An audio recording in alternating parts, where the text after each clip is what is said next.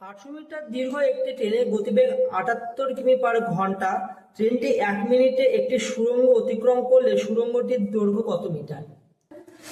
ট্রেনটার দৈর্ঘ্য হলো 800 মিটার, ঠিক আছে, এবং সেটা সুড়ঙ্গ অতিক্রম করছে। তো আমরা জানি যে যখন সুড়ঙ্গ বা সেতু অতিক্রম করে তো তার দৈর্ঘ্যটা যোগ হয়, তাহলে আমরা ধরে নিতে পারি এক্স, ঠিক আছে। তো না মানে তোমাদের বোঝানোর জন্য বলছি, এই যে টোটালটা নিজের দৈর্ঘ্য এবং কি করেছে যে সুড়ঙ্গ করেছে সেটা টোটালটা দূরত্ব অতিক্রম করতে তার সময় লাগে কত? 1 মিনিট। বোঝা গেছে? 1 মিনিট সমান কত সেকেন্ড? 60 সেকেন্ড, ঠিক আছে। আর ট্রেনটার গতিবেগ কত? 78 কিমি পার আওয়ার। এটাকে আমরা যদি হচ্ছে মিটার পার সেকেন্ডে আমরা যদি পরিণত করি তাহলে আমাদের কত হবে? 5-এর 18 দিয়ে কাটাকাটি করতে হবে, করে নিই।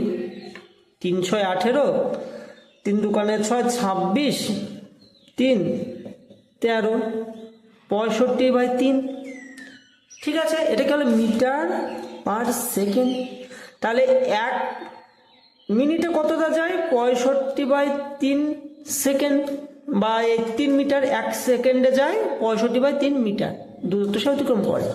এবার কিন্তু 60 সেকেন্ড যেহেতু বলেছে বা 1 মিনিটে তারা অতিক্রম করেছে, ঠিক আছে। তাহলে 1 মিনিট হলে কতটা যাবে? তাহলে ইন্টু 60। এবার কাটাকাটি করি, তাহলে কত হচ্ছে? 3 × 20 = 60, গুণ করে 65 দোকানে 130, 1300 মিটার অতিক্রম করছে। তাহলে এই যে 1300 মিটার অতিক্রম সে করলো, ঠিক আছে, টোটালে 60 সেকেন্ডে বা 1 মিনিটে সে অতিক্রম করলো 1300 মিটার। এর মধ্যে তো তোমার হচ্ছে দৈর্ঘ্য রয়েছে ট্রেনের একটা 800 মিটার মাইনাস করতে হবে, তাহলে কত হলো? 500 মিটার। তাহলে এই 500 মিটার হলো কি সুড়ঙ্গটার দৈর্ঘ্য।